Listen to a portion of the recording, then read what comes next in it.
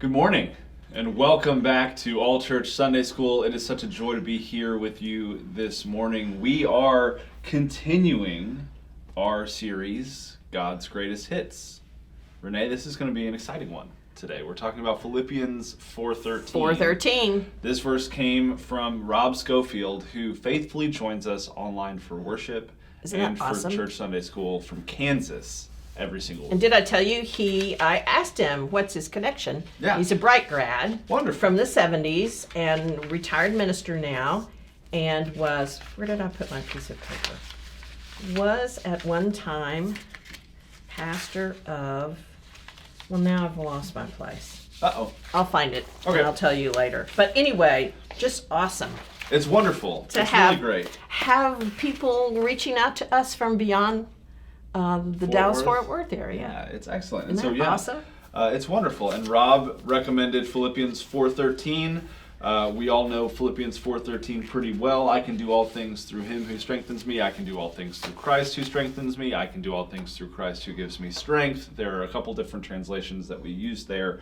But Rob claims that he believes this is the most misused or misinterpreted verse in Scripture, and there are some pretty significant instances of how we just kind of typically maybe misuse this verse. We're going to take a look at a couple of those today. This may be one that lots of people have memorized. Maybe you've got it on a T-shirt. It's pretty Kind of like the popular. Micah 6:8, just stitched on something. It's an empowering. It's simple to remember. It's uplifting. It Yes. promises us that we're not on our own. So I'm glad we're talking about this one. I'm excited. But before we get into the verse specifically, there are some things that we should just know generally about the letter to the church in Philippi. So this is a letter that was written by Paul to the church in Philippi around 54-55 CE. It's right in line with all of the other letters that Paul wrote. He's writing from prison in Rome. This is a time where Paul has been imprisoned, and so he's writing from prison in Rome.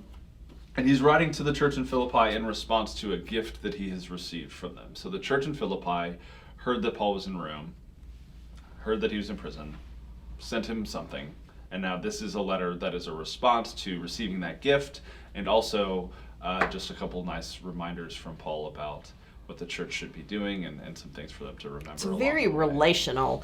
It Not is. all of his letters are, but this one you really You can sense get the that, connections. Yeah, you can sense that Yeah. this is a community that he's really truly been invested in just because of the way that he's writing to them. It's a very short letter. It's only 4 chapters long. It's not incredibly long at all. And it is full of encouragement, of reminders of Christ's promises, a brief warning about people who might try to convince them of other teachings, and then a note of appreciation at the end for the gift that he has received and for just his appreciation of them as a community. And that last section, the last 10 verses of Philippians 4, that's where we see this verse planted for today in the midst of talking about all of his struggles. Paul says, I can do all things through Christ who strengthens me. But I want to stop for a moment, Renee, and just ask you a question, because the words all things, I think we can interpret a couple of different ways. All things is not necessarily everything, and it's not necessarily anything. And so as we kind of venture into some ways that this verse is misused, I just want to hear your thoughts on I think that's exactly right. And I have a great example for anyone who is in Morning Watch, who attended Morning Watch out in the prayer garden a couple of weeks ago. Russ told a story. Well, Russ was preaching about fear. And then in the course of preaching about fear, which is given to us to help us survive, and all the reasons why fear is a good thing. He talked about a bear chasing him. And then he said, the only thing that I have to do is run faster than Renee. So I have that example. I'm offering that up as an example, which has kind of challenged my friendship with him, as you might imagine. But yes, I do not take Philippians 4:13 and think that I will become a marathon runner. Like a world-class sprinter. That's right. Yeah. That's right. That's not one of my gifts. When I hear that promise, though, I hear that in everything I do, I am held up as a follower of Jesus Christ, and I am infused with the power that comes from the Holy Spirit. Yes. In the things that I pursue, Paul's talking about, in the good times and the bad times, I can make it through. I can make it through because of the one who sustains me. But Absolutely. it does not ever make me believe that the beer will get Russ because I will run faster than Russ. Well, So if you I trip him- see I have some boundaries, don't you think? Sure. You throw a stick in his way, maybe he'll fall over or something. It's definitely damaged our relationship, him telling that Well, story in a sermon. I'll pray for you. I'll pray for you, but I totally agree, though. I think that a lot of times we hear this verse out of context and we say, yeah, God is going to give me the strength. I'm going to be equipped to do anything that I want to do, anything that I need to do, and I'm just going to be able to get it done because I've got God on my side. Almost like magic. Almost like Jesus is just like in a little genie jar off to the side, and you just got to unscrew the Right. lid, and here comes Jesus giving you all the things that you need to get whatever you want accomplished. We see this a lot of times too in athletics or before big tests if you're in school. Just this kind of mentality that, yeah, I've got God on my side. Jesus is with me, so I'm going to be successful. I'm going to win. I'm acing gonna that pass. test. It's like, okay, but did you Yes, practice? Did you practice? Did you study? Yes, Those right. things are really, really helpful too. So you'll see on your screen now a picture of LeBron James. He just won his 4th NBA championship with the Los Angeles Lakers, and Wow. is, arguably one of the best players to ever play. Was that basketball. after He's the last game? This is in the midst of the finals where Okay. he's flexing, he's showing his own physical strength. He is a good, Power. faithful Christian as well. But we're not going to ask LeBron James to go and do, like transatlantic sailing, because those are not his He has a gifts. specialty. He has a specialty. He has worked his entire life incredibly hard to get to where he is in that special craft. It did not come just by way of, hey, Jesus is giving me this opportunity to win an NBA title. He worked for it. He tried really hard. Another really great example, though, of kind of this misuse of Philippians 4:13 is another athletics example that I look have at that picture. for those who maybe remember. This isn't the best picture in the world, but this is Evander Holyfield climbing into the boxing ring to fight Mike Tyson. And so you can see there on like the lapel of his robe, it says Philippians 4:13. He has Christ with him. He's got the strength of Christ. He is going to be successful in this fight. And in this fight, he fought Mike Tyson a couple different times. This was the first fight. He won this fight. And so, hey, look, this is great. I had God on my side. He wears the same robe for his next fight against Lennox Lewis. That fight doesn't go so well. Oh, He kind of got whipped a little bit. He wears this robe again for his next fight against Mike Tyson. He gets half a chunk of his ear bitten I off. know. I remember that So, story. Maybe this verse has more behind it than just carrying it with us into our arena of choice and expecting to come out victorious or successful. Because Paul's in prison. Yes. I mean, he's not writing from a triumphant place. No, absolutely not. But he is sustained. He's sitting in that prison cell, sustained by is. the love of Jesus Christ that pours through his life and his example. So he is in the middle of he's probably exhausted at this point, and but not giving up. Not giving up. And it's really great to see, if you go back to chapter 1 of Philippians 2, we see some more context to how Paul is feeling. We have this wonderful verse that says, okay, he's doing well enough to say that I have Christ on my side and I have strength because of that. But you can see that he's also turning his time in prison into what he sees as an opportunity.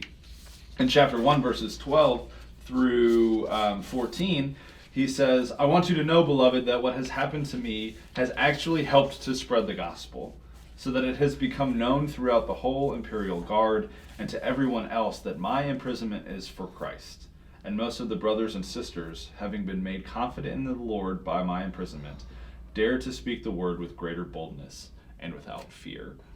So Paul has found himself in this trying situation, and he has turned it to an advantage in his own mind because of the way that he interprets how God goes with him wherever he is.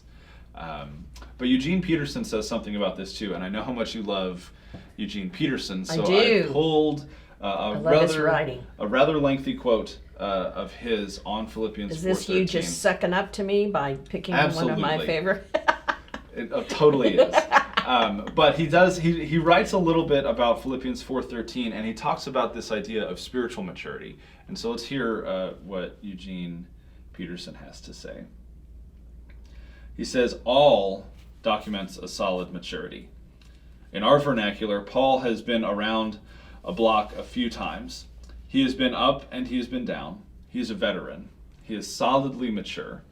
There are surprises that neither adversity nor success could deal him. He has visited the extremes, and what he knows is that what God has done within him is far more important and lasting and real than anything that could be done to him from the outside by weather or government or persons. Immaturity is that in-between innocence and experience. When we think that by changing what we have or who we are with or where we are, we can change ourselves. Maturity arrives in a way of life that has form and substance developed from our insides, and that knows the significant acts are our responses. Christian maturity experiences that responsiveness when shaped and renewed by faith in Christ. Mature Christians are able to do all things because they know they don't have to do everything. They acquire strength to live because they don't have to be anxious and constantly attentive to trivia, and they don't have to take responsibility for the whole world on their shoulders. There are a great many things we can do little or nothing about. The weather is out of our hands. Other people's emotions are out of our hands. The economy is out of our hands. Mostly we have to live with what families or our bodies or our government gives us. But there is one enormous difference that is in our hands. We can offer up the center of our lives to the great revealed action of God's love for us. We can discover that each of us is an absolutely unique individual. We can cultivate the vitality and centering of life that develops out of risking our lives in a relationship with God. Isn't that amazing? I love that phrase. We can offer up the center of our lives to the great revealed action of God's love for us. Mm-hmm. That's very powerful way of a mature perspective on this one verse. So tell me, Renee, for you, when did you really start to recognize that God had equipped you for certain things, but maybe not everything? And how have you lived into that? How have you maybe resisted that a little bit? Well, I think the teaching about how each of us is an original and is gifted from the beginning with talents, with interests, God at work in each of us in different ways. I think from the very beginning, I was hearing wise teachers around me in Sunday school and in sermons tell me that I was an original and that I would be able to find what is unique and valuable and contribute to the world. So I never expected it to be. I knew that I had some musical ability, and I guess I sort of understood that as I was growing up. There are musical people in our family, so I understood some of that was genetic. Yeah. And I took piano lessons and didn't practice as much as I should have, and so I understood that some of that was on me. But I also understood that I had been created in God's image, and that there were some things I could develop, I could strengthen, that God could use to make the world a better place. And so it was genetics and faith and my effort to fine-tune what the raw materials were. I think all along I understood that I wasn't that there were things, and when you get to my age now, you really do lean in to what you can do well. Yeah.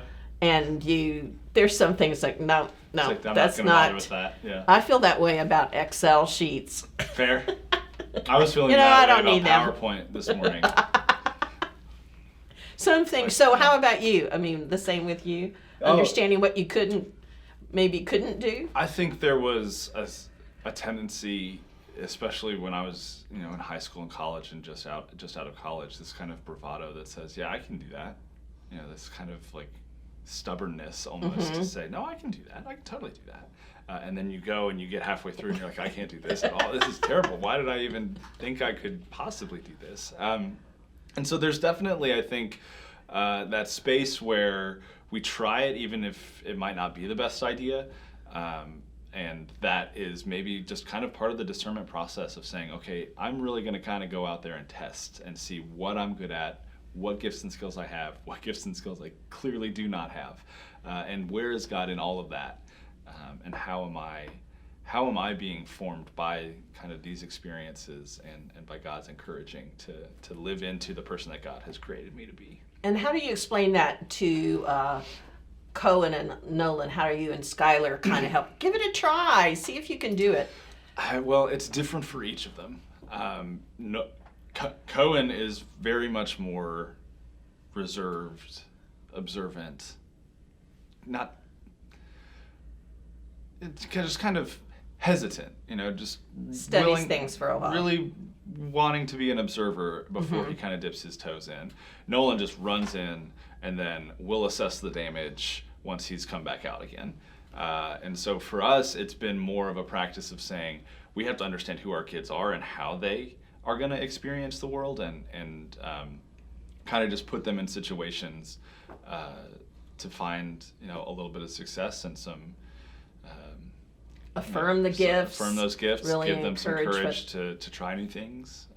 Cohen is at that age now where he's really starting to try a bunch of different sports. And so before the pandemic hit, it was, all right, we're going to do baseball. And then he wanted to do golf, so we did some golf lessons. And, the pandemic hit, and we started watching hockey because the Stars did really well this year. They made it to the Stanley Cup Finals. Now he wants to try hockey. Hockey's a very expensive sport, so maybe we'll encourage something else for now. But, just as kids grow, they're going to try a bunch of different stuff. They're going to have a ton of different interests. And I think the parent's responsibility is just to say, yeah, let's try it. Let's see if that's something that you're good at. Let's see if that's something that you enjoy. Because if you're good at it and you don't enjoy it, then maybe it's not worth doing. And so just kind of creating that space and giving them that opportunity to really kind of feel out, who they are. I think it's exciting. And I think if we frame, I can do all things through Christ who gives me strength. If we frame it in Paul sitting in a jail cell, and saying early in the verses ahead of this, I've known what it's like to do without, or to have plenty, and I can be content in all things. I have figured that out. So Paul, through all of his years of planting churches and multiple imprisonments, if we hear his voice speaking to us through this verse, we understand the good and the bad, and the one thing you can count on, which is God's presence. Yes. Through it all. And if that's where we center ourselves, according to Eugene Peterson, then we have found a space where we can really thrive in the midst of whatever circumstances we might find ourselves in. The circumstances that brought about All Church Sunday School. Yeah. I mean, there was some trial and error, and anybody who was kind enough to watch you and me do this at the beginning, when we would go off the air and you wouldn't know if we were coming back on or not, realizes that we were learning as we went, and I'm very thankful for the folks who stayed with us and continue to find this helpful, whether they're local or like Rob in another state. Yes, we definitely needed God's help, because this was going to be important, and we needed to do it well. It was also only going to be like 5 weeks long. Yes, and it was a short. We thought it was 30? A short assignment, but we didn't know. Didn't know.